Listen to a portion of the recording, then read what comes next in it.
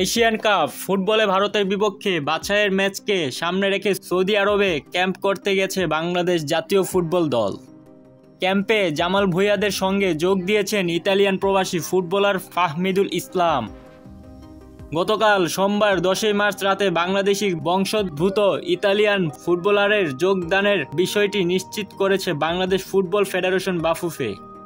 Italian club Olbia Calcio এফসিতে খেলেন Fahmidul.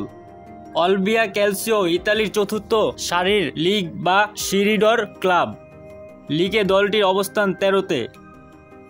England প্রবাসী হামজা দেওয়ান চৌধুরী ও ইতালি প্রবাসী ফাহমিদুল বাদে বাকি 28 ফুটবলার নিয়ে গত 28 ফেব্রুয়ারি জাতীয় দলের আবাসিক ক্যাম্প শুরু করেন স্প্যানিশ কোচ হাভিয়ার কাবরেরা।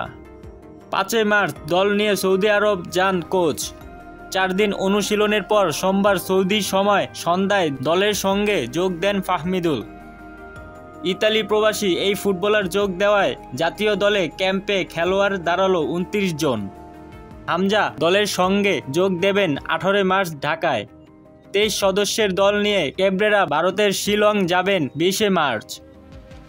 মেঘালয় রাজ্যের প্রধান শহর শিলংয়ে 25 মার্চ গড়াবে বাংলাদেশ ভারত ম্যাচ।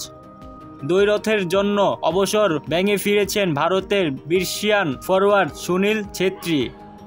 সব মিলিয়ে জমজমাট এক লড়াইয়ের অপেক্ষায় ফুটবল প্রেমীরা।